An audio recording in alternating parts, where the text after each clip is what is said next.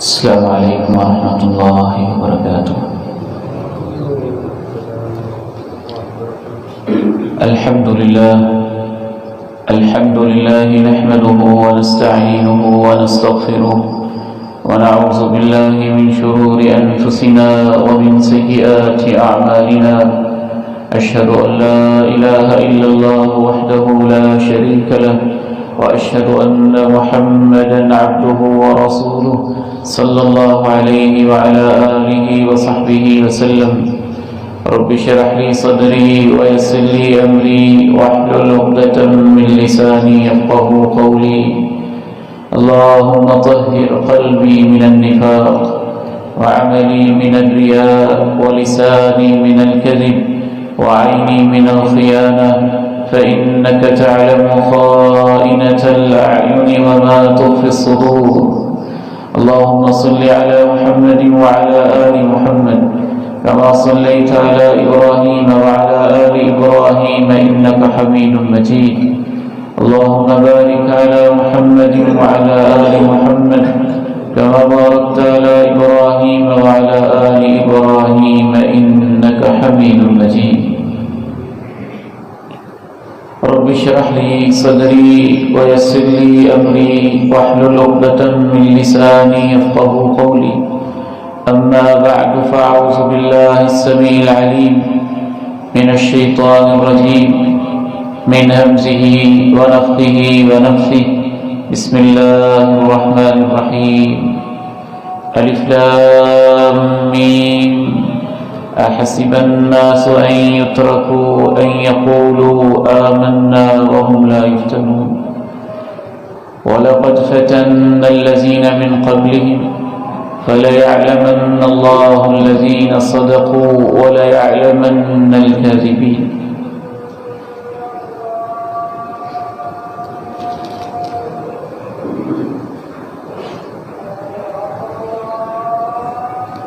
انتہائی قابل احترام بھائیوں اور بزرگوں، میرے عزیزوں اور بیٹوں، آج ساری دنیا ایک پریشانی سے گزر رہی ہے، اور وہ پریشانی رکنے کا نام نہیں لے رہی، دن بدن بڑھتی چلی جا رہی ہے۔ چین کے ایک شہر سے شروع ہونے والا دنیا کا یہ امتحان کورونا وائرس کے انداز میں 200 ملکوں تک پہنچ چکا ہے، اور اس کا یہ سفر رکنے کا نام نہیں لے رہا۔ ایک مریض سے شروع ہونے والی بیماری 10 لاکھ انسانوں سے بھی متجاوز ہو چکی ہے۔ پوری دنیا اس حد تک پریشانی اور اضطراب کا شکار ہو چکی ہے کہ ایک دوسرے سے مصافحہ کرتے ہوئے بھی لوگ خوف محسوس کرتے ہیں، گلے ملتے ہوئے بھی ڈر لگتا ہے۔ قیامت کا ایک منظر بڑی قیامت سے پہلے ہی عجب سا دکھائی دیتا ہے۔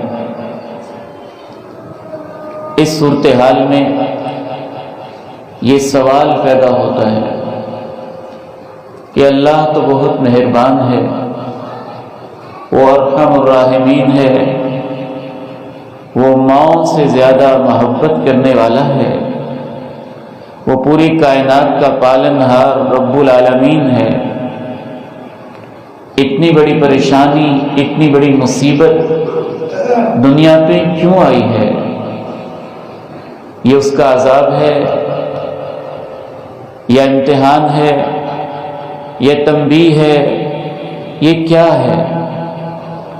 ساری دنیا اس پہ تحقیق کرتی ہے، چھوٹی چھوٹی چیزوں پہ، ایسے شروع ہوا، ایسے شروع ہوا، یوں شروع ہوا، ایسے شروع ہوا۔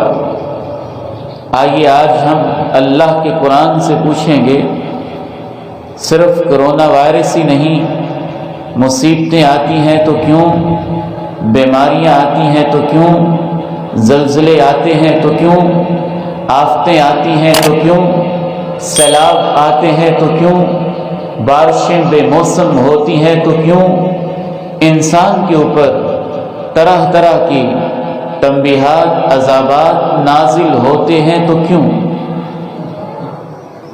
یاد رکھیے، اللہ کا قرآن ہمیں یہ بتاتا ہے کہ دنیا میں جو بھی پریشانیاں آتی ہیں، بیماریاں آتی ہیں، مصیبتیں آتی ہیں، آفتیں آتی ہیں، ان کے بہت سارے مقاصد ہوتے ہیں۔ ان میں سے بنیادی مقصد 3 ہوتے ہیں۔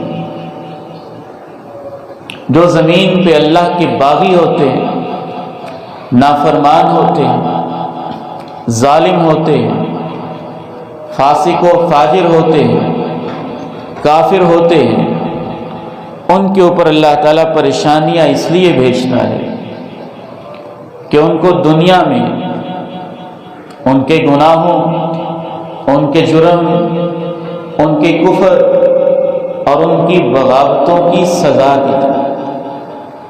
اللہ تعالیٰ نے قرآن مجید میں ایسے لوگوں کا کثرت کے ساتھ تذکرہ کیا جن پر اس وجہ سے اللہ رب العزت نے مختلف مصیبتیں، آفتیں اور پریشانیاں بھیجی۔ ان میں ظالم ترین دنیا کا ایک فرد گزرا ہے، فرعون، بنی اسرائیل کے ہزاروں بچوں کا قاتل، لوگوں کو بیگار کے طور پہ اپنے مختلف جگہوں پہ کام لینے والا، بنی اسرائیل کی عورتوں کو زندہ رکھ کے لونڈیاں بنا کے گھروں میں کام کاج کروانے والا اور ان کے بیٹوں کی گردن پہ چھریاں پھیرنے والا، جب اپنے طاقت کے نشے میں مست ہو جاتا ہے، انا ربکم الاعلی کا دعویٰ کر دیتا ہے، بنی اسرائیل سے کہتا ہے ما علمت لکم من الہ غیری، میرے سوا تمہارا معبود کوئی نہیں ہے، نہریں میرے ماتحت، تمہاری فصلیں میرے ماتحت، تمہاری زمینیں میرے ماتحت، تمہارے اناج میرے ماتحت، تمہارا سب کچھ میرے اختیار میں ہی تمہارا رب ہوں۔ تو اس کے جرم کی سزا دینے کے لیے اسے بھی اور پوری کی پوری اس کی آل کو، قوم فرعون کو، اللہ رب العزت 5 عذاب چکھاتا ہے۔ قرآن مجید بیان کرتا ہے فَأَرْسَلْنَا عَلَيْهِمُ الطُّوفَانَ وَالْجَرَادَ وَالْقُمَّلَ وَالضَّفَادِعَ وَالدَّمَ آيَاتٍ مُفَصَّلَاتٍ فَاسْتَكْبَرُوا وَكَانُوا قَوْمًا مُجْرِمِينَ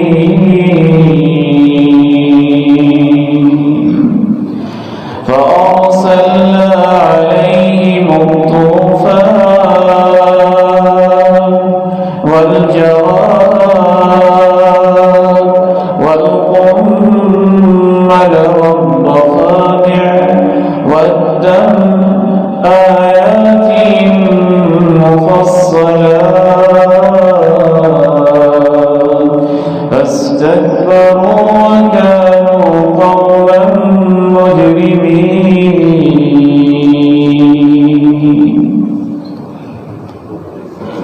ہم نے ان پہ طوفان بھیجا، تیز بارشیں، آندھیاں، کونتی ہوئی بجلیاں، کڑک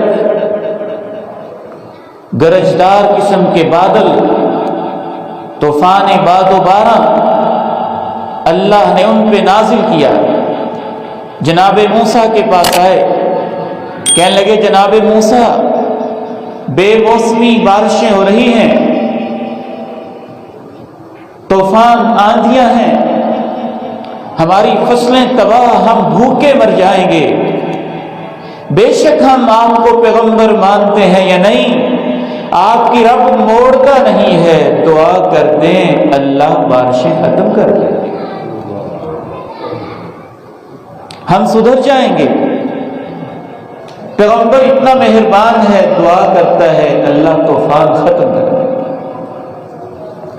طوفان ختم ہوا، وہی عادتیں، وہی رویے، وہی ظلم، پھر اللہ نے دوسرا عذاب بھیجا۔ فصلیں پک گئیں، بارشیں رک گئیں، فصلیں ٹھیک ہو گئیں، کھیت ہرے بھرے ہو گئے، فصلیں پک کے تیار ہو گئیں، پھر پرانی عادتوں پہ آئے۔ اللہ نے پکی ہوئی فصلوں کے اوپر ٹڈی دل بھیج دیا، لشکر بھیجے ٹڈیوں کے، فصلوں کے اوپر یوں بیٹھ کے وہ فصلیں کم نظر آئیں، ٹڈیاں زیادہ نظر آئیں، ان کی پکی پکائی فصل کو تباہ کر کے چٹ کر کے کھا۔ پھر آگے جناب موسیٰ دعا کر دیجئے، ہم تو مارے گئے، آپ نہیں ایسے کریں گے، صحیح ہو جائیں گے۔ دعا کی، اس لشکر کو اللہ نے ٹال دیا، ٹڈیوں کے لشکروں کو اللہ نے ختم کر دیا، پھر اپنی پرانی عادتوں پہ پھر آ گئے۔ جو فصل بچی، جو اناج بچا، جو چیزیں بچی، سنبھال لی انہوں نے، سنبھال کے رکھ لی، عادتوں پہ پھر پرانی عادتوں پہ آ گئے۔ اللہ نے ان کے سٹور شدہ، ذخیرہ شدہ فصلوں کے اندر، اناج کے اندر اللہ نے جوئیں پیدا کر دی۔ فَأَرْسَلْنَا عَلَيْهِمُ الطُّوفَانَ وَالْجَرَادَ وَالْقُمَّلَ۔ تورات میں لکھا ہے اتنی جمعیں آئیں فصلوں میں، اناج میں، گھروں میں، صحنوں میں، چوکوں میں، چراہوں میں، گلیوں میں، صحراؤں میں، جنگلوں میں، جس طرح سے ریت کے ذرے بکھرے ہوتے ہیں، پوری کی پوری سرزمین مصر کے اندر جمعیں جمعیں تھے۔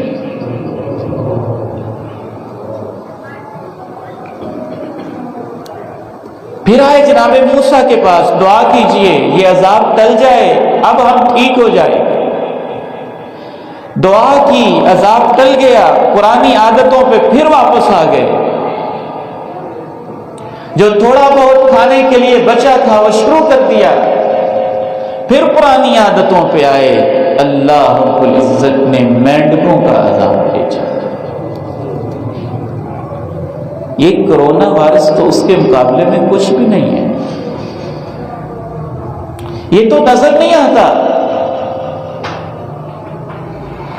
آپ اندازہ کیجئے، جو وائرس ہمیں نظر نہیں آتا اس سے آج دنیا اتنی گھبرائی ہوئی ہے، لیکن دوسری طرف انسان اتنا ظالم ہے، جوؤں کا، مینڈکوں کا، ٹڈیوں کا عذاب دیکھ کر بھی اپنی عادتیں قوم فرعون نے نہیں چھوڑی تھی۔ فَأَرْسَلْنَا عَلَيْهِمُ الطُّوفَانَ وَالْجَرَادَ وَالْقُمَّلَ وَالضَّفَادِعَ وَالدَّمَ آيَاتٍ مُفَصَّلَاتٍ فَاسْتَكْبَرُوا وَكَانُوا قَوْمًا مُجْرِمِينَ۔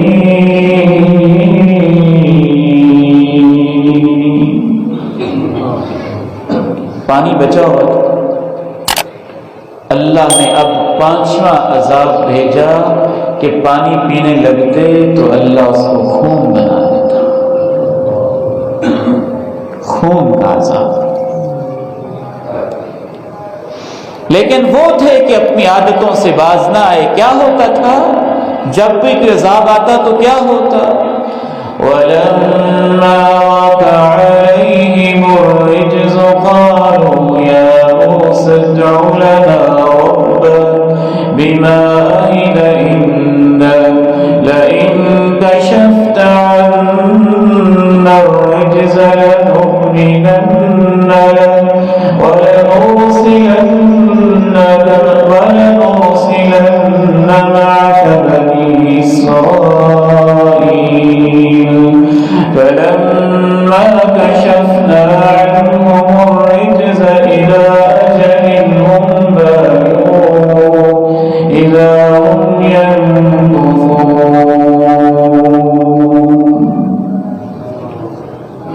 یا اللہ تیرا قرآن کیسے سمجھاتا ہے کہ عذاب کیوں آتے ہیں؟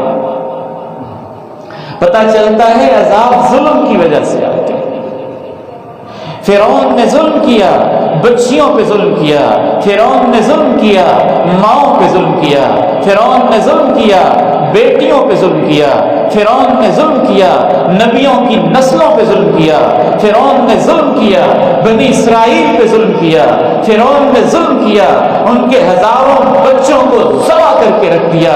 آج جب کشمیر کے اندر لاک ڈاؤن کر دیا گیا، فلسطین کے اندر معصوم بیٹیوں کی عزتوں کو نوچا گیا، بچوں کے اوپر گنیں چلائی گئیں، اور اس روتے ہوئے بچے نے یوں واسطہ دے دے کے کہا نہ مارو مجھے، وہ پھر بھی مارتے رہے۔ تو اس جاتے ہوئے فلسطین کے ایک بچے نے روتے روتے کہا تھا مارو گے تو میں اوپر جا کے اللہ کو شکایت لگاؤں۔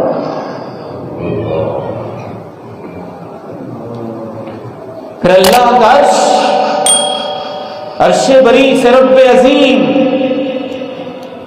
ان مظلوموں کی آہوں سسکیوں کو دیکھ کے جواب دیتے ہیں لَأَنصُرَنَّكَ وَلَوْ بَعْدَ حِينٍ، اے مظلوموں میں تمہاری مدد کروں گا، کچھ وقت لگ جائے گا لیکن مدد کروں گا، میں تمہاری مدد کروں گا۔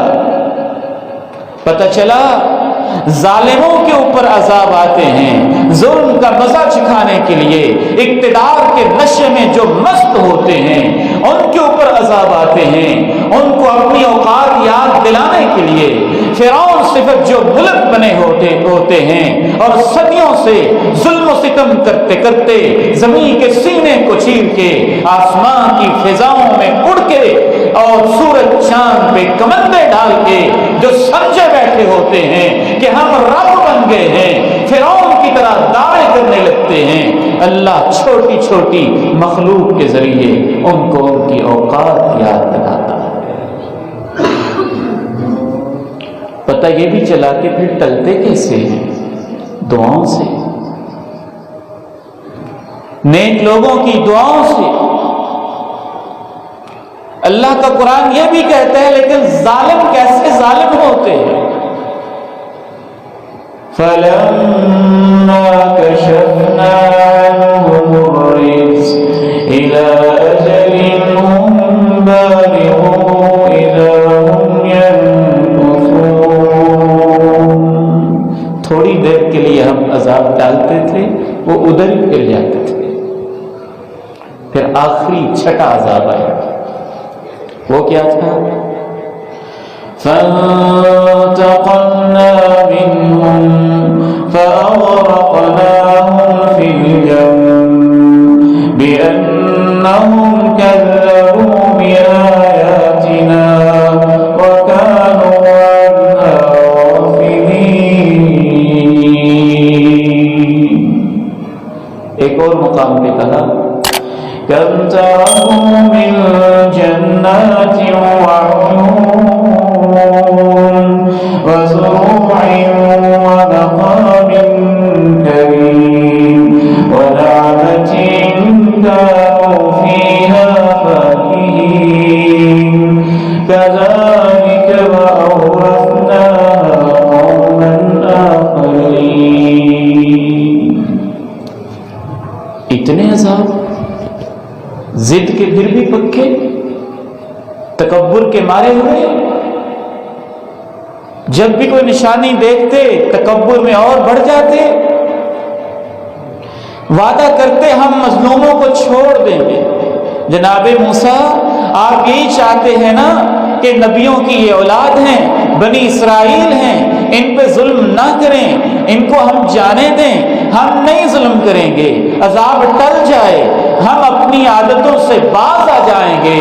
5 دفعہ عذاب دیکھنے کے بعد 5 دفعہ وعدے کو توڑا، پھر اللہ نے اپنے پیغمبر سے کہا ان مظلوموں کو اپنے ساتھ لو، مصر سے لے کے نکل جاؤ، دریا کو پار کرو، اپنے دریا کو پار کرنے کے لیے اپنا عصا مارو، عصا مارنا تیرا کام، راستے بنانا میرا کام۔ 5 عذاب دیکھنے کے بعد بھی یہ اقتدار کے نشے میں مست لوگ فرعون دل کے اتنے پتھر اور سخت حاصل ہوتے ہیں پھر بھی مظلوموں کے پیچھے بھاگے، پھر اللہ نے قوم فرعون کو دریا میں غرق کر دیا۔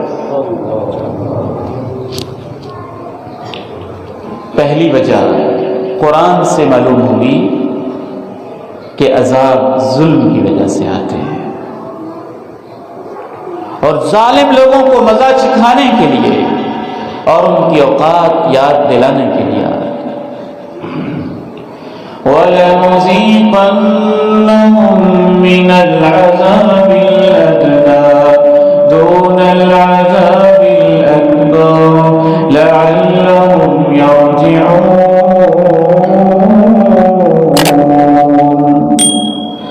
ظَهَرَ الْفَسَادُ فِي الْبَرِّ وَالْبَحْرِ بِمَا كَسَبَتْ أَيْدِي النَّاسِ لِيُذِيقَهُم بَعْضَ الَّذِي عَمِلُوا وَلَعَلَّهُمْ يَرْجِعُونَ۔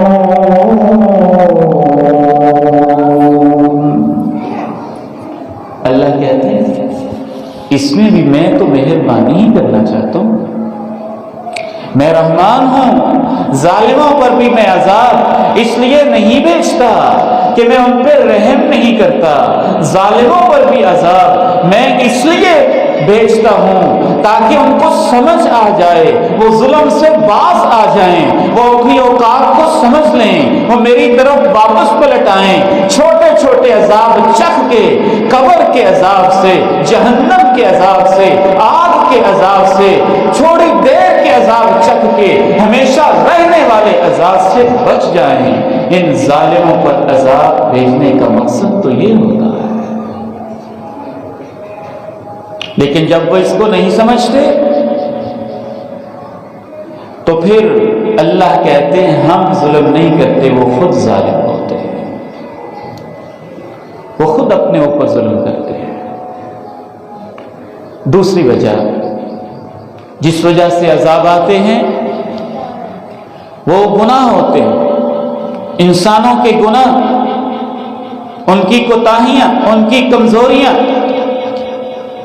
کافر ظالموں پر عذاب کفر اور ظلم کا مزہ چکھانے کے لیے آتے ہیں، اور اہل ایمان پر جو سزائیں ملتی ہیں ان کو عذاب کہہ لیں یا ان کو تنبیہ کہہ لیں، یہ تنبیہ ہوتی ہیں، یہ وارننگ ہوتے ہیں، یہ اللہ کی طرف سے جھنجھوڑا جاتا ہے، گناہوں کو چھوڑ دو، کمزوریوں کو چھوڑ دو، کوتاہیوں کو چھوڑ دو، اس میں بھی اللہ کی رحمت ہوتی ہے۔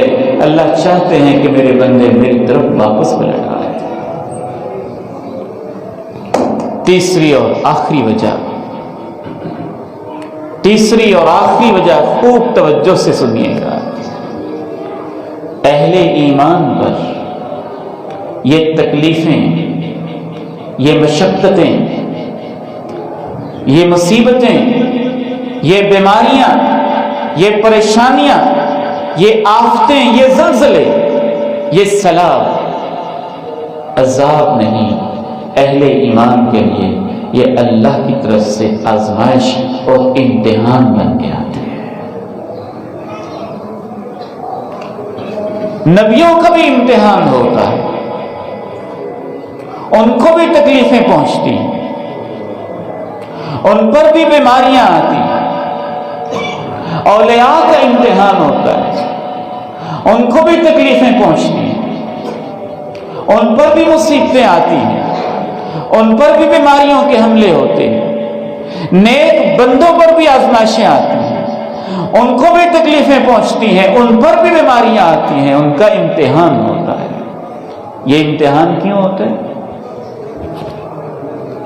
امام ابن قیم الجوزیہ رحمہ اللہ نے کیا خوبصورت بات لکھی ہے، فرماتے ہیں جنت میں کچھ درجے ایسے ہیں، جنت کی کچھ نعمتیں ایسی ہیں، جنت کے کچھ بالا خانے ایسے ہیں، جنت کے کچھ درجات ایسے ہیں، جنت کے کچھ اللہ نے نعمتیں ایسی بنائی ہیں، وہ درجے تب تک ملتے ہی نہیں ہیں جب تک امتحان نہ ہو جائے۔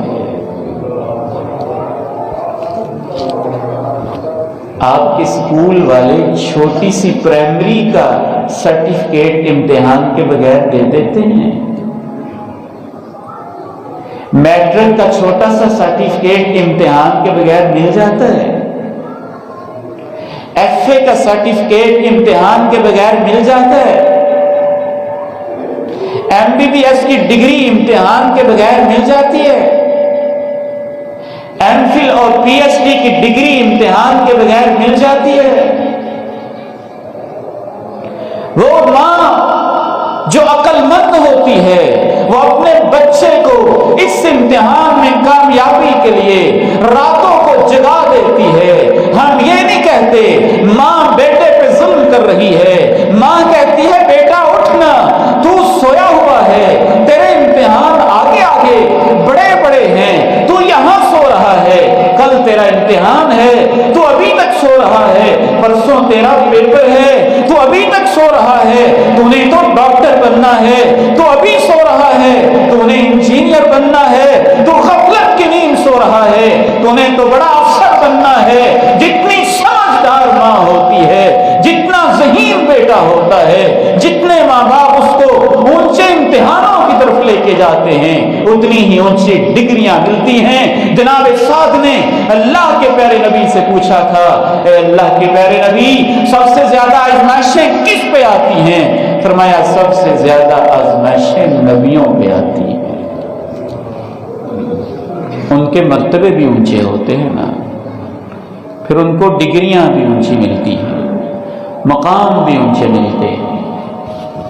اللہ تیرے قرآن پہ میں قربان جاؤں، رب تعالیٰ نبیوں کا امتحان بہت زیادہ نعمتیں دے کر بھی لیتا ہے، بہت زیادہ نعمتیں دے کر بھی لیتا ہے، اور بہت زیادہ آزمائشیں دے کر بھی لیتا ہے۔ سورہ انبیاء میں نبیوں کے امتحانوں کا بھی تذکرہ ہے۔ قرآن مجید کی جو سورت مبارک ہے سورۃ الانبیاء، اس میں نبیوں کے امتحانوں کا تذکرہ ہے، جن نبیوں کا امتحان نعمتیں دے کے لیا، ان میں سے جناب سلیمان، جناب داؤد ہیں، اللہ نے ان کو اتنی نعمتیں دی، ہواؤں پہ حکمرانی ہے، جنوں پہ حکمرانی ہے، لوہا ان کے لیے نرم ہے، پرندوں کی بولیاں سمجھتے ہیں، بر و بحر کے اوپر تخت و تاج بچھائے حکمرانیاں کر رہے ہیں۔ اللہ نے کہا میں نے جب اپنے نیک بندوں کو اتنا بڑا حکمران بنایا تو انہوں نے سرکشی نہیں کی، وہ اس امتحان میں کامیاب ہو گئے، اور ان کے امتحان کے فوراً بعد اللہ نے جس امتحان کا تذکرہ کیا وہ جناب ایوب علیہ السلام کا امتحان ہے۔ ایوب پیغمبر کا جب اللہ نے امتحان لیا، کس انداز میں لیا، کس طریقے سے لیا، آپ پڑھیں گے اللہ کا قرآن اور سنیں گے تو حیران رہ جائیں گے کہ رب تعالیٰ امتحان بھی کیسا لیتا ہے، پھر ڈگریاں بھی کیسے دیتا ہے، انعامات بھی کیسے دیتا ہے۔ وَأَيُّوبَ إِذْ نَادَىٰ رَبَّهُ أَنِّي مَسَّنِيَ الضُّرُّ وَأَنْتَ أَرْحَمُ الرَّاحِمِينَ وَأَيُّوبَ إِذْ نَادَىٰ رَبَّهُ أَنِّي مَسَّنِيَ الضُّرُّ وَأَنْتَ أَرْحَمُ الرَّاحِمِينَ فَاسْتَجَبْنَا لَهُ فَكَشَفْنَا مَا بِهِ مِن ضُرٍّ وَآتَيْنَاهُ أَهْلَهُ وَمِثْلَهُم مَّعَهُمْ رَحْمَةً مِّنْ عِندِنَا وَذِكْرَىٰ لِلْعَابِدِينَ۔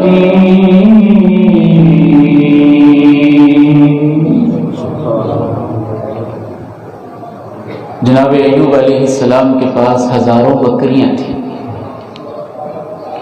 ہزاروں اونٹ تھے، ہزاروں بیل گائیں تھیں، کھیتی، لمبی چوڑی زمینیں، فصلیں، سب کچھ، جوان، توانا، خوبصورت، گبرو، حسین و جمیل۔ رب تعالیٰ نے جب اپنے بندے ایوب پیغمبر کا امتحان لیا، سب کچھ ہی ختم ہو گیا، جانور ختم،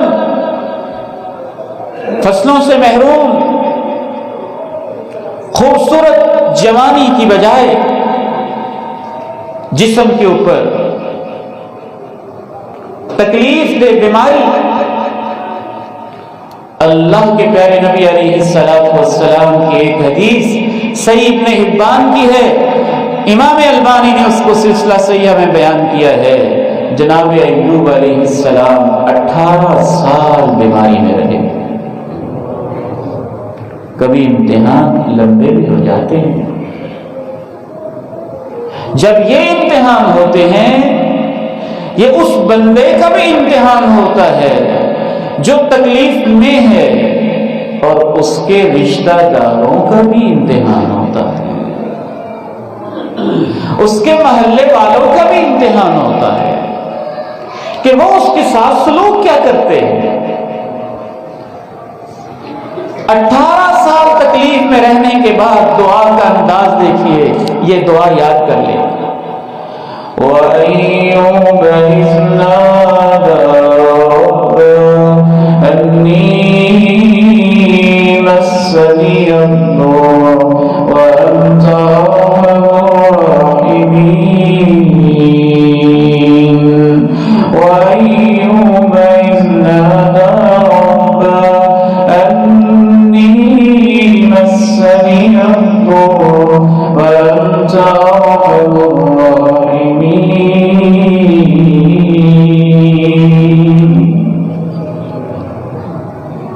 بہت سارے لوگ امتحان میں ناکام ہو گئے، رشتہ دار چھوڑ گئے، دوست احباب چھوڑ گئے، اور بھی چھوڑ گئے۔ ایک صابرہ شاکرہ بیوی ہے، ہاتھ پکڑ کے جناب ایوب کو قضائے حاجت کے لیے لے کے جاتی ہے، وفاداریاں کر رہی ہے، 2 بھائی ہیں، وفادار ہیں۔ 18 سال کے بعد ایک بھائی بھی ایک دن کہتا ہے پتہ نہیں ایوب نے کیا غلطی کی ہے، لگتا ہے کوئی ایسا گناہ کیا ہے، کسی اور نے ایسا گناہ کیا ہی نہیں ہوگا۔ دوسرے بھائی نے پوچھا کیا کہہ رہے ہو، ایوب جیسے نیک بندے کے بارے میں کیا کہہ رہے ہو؟ کہنے لگا تم دیکھتے نہیں ہو 18 سال ہو گئے ہیں، بیماری ختم ہی نہیں ہو رہی، کوئی گناہ ہی کیا ہوگا۔ جناب ایوب کے دل پہ کیا بیتی ہوگی جب ان تک یہ بات پہنچی ہوگی، کتنی تکلیف ہوئی ہوگی۔ پھر اللہ کے آگے ہاتھ پھیلاتے ہیں۔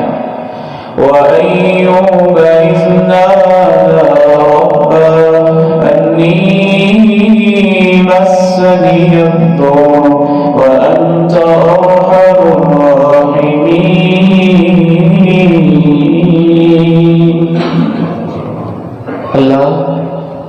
اللہ مجھے تکلیف ہے۔ کیا انداز تھا، اللہ مجھے بڑی تکلیف ہے، یہ نہیں کہا دور کر دے، کہا اللہ مجھے بڑی تکلیف ہے، اللہ مجھے بڑی تکلیف ہے، اور تو ارحم الراحمین ہے۔ مفسرین کہتے ہیں ایوب کے بلانے کا، رب سے دعا کرنے کا انداز بھی نرالا تھا۔ کہا تو یہ کہا اللہ تکلیف بڑی ہے تو دور کر دے، یہ نہیں کہا، کہا اللہ تکلیف بڑی ہے، تجھ سے زیادہ مہربان کون ہے۔ وَأَيُّوبَ إِذْ نَادَىٰ رَبَّهُ أَنِّي مَسَّنِيَ الضُّرُّ وَأَنتَ أَرْحَمُ الرَّاحِمِينَ۔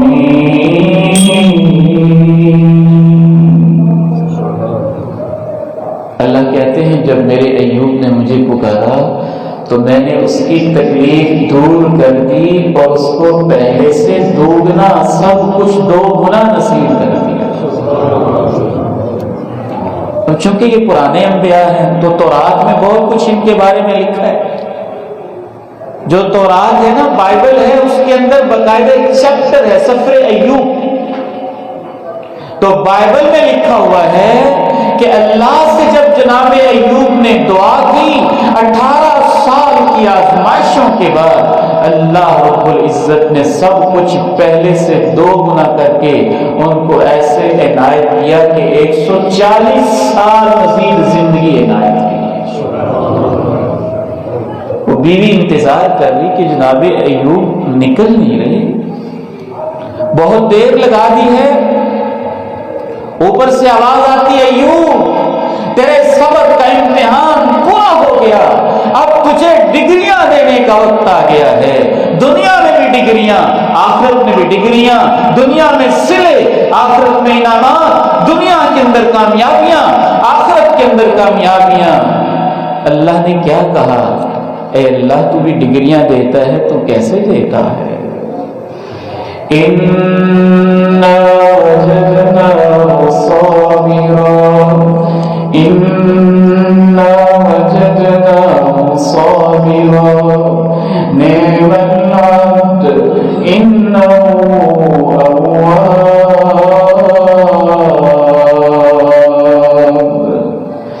إِنَّا وَجَدْنَاهُ صَابِرًا نِعْمَ الْعَبْدُ إِنَّهُ أَوَّابٌ۔ پہلی ڈگری ہم نے ایوب کے امتحان لیے، ایوب کو ہم نے بڑا صبر کرنے والا پایا۔ نعم العبد، بہت اچھا بندہ ہے ایوب، بہت اچھا بندہ ہے ایوب۔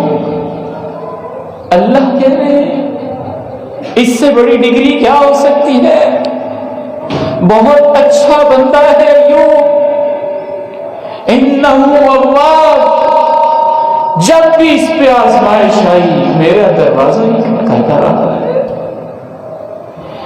انا وجدناه صابرا نعم العبد انه اواب۔ 18 سال کا امتحان، بیوی واپس آئی، گبرو خوبصورت شخص کھڑا ہے، کہتی اللہ کے بندے وہ یہاں میرا شوہر بیمار سا تھا، وہ کہاں چلا گیا؟ جب تندرست ہوتا تھا اس کی شکل تیرے ہی جیسی ہوتی تھی۔ کہتے ہیں میں وہی ایوب تو ہوں۔ اوخذ برجلی ھذا مغتسل بارد وشراب۔ بائبل میں لکھا ہے جو ایوب کے فصل اللہ نے واپس لیے تھے نا، اس فصل کے اوپر اللہ نے سونے کی بارش برسائی، دوسرے فصل پہ اللہ نے چاندی کی بارش برسائی۔ اہل ایمان کے لیے امتحان ہوتے ہیں، ان کو درجے دینے کے لیے، ڈگریاں دینے کے لیے، ان کے ایمان کا لیول چیک کرنے کے لیے کہ کیا کرتے ہیں، ہمارا امتحان ہو رہا ہے کیا کرتے ہیں، میرا اور آپ کا امتحان ہو رہا ہے کیا کرتے ہیں۔ الف لام میم احسب الناس ان يتركوا ان يقولوا آمنا وهم لا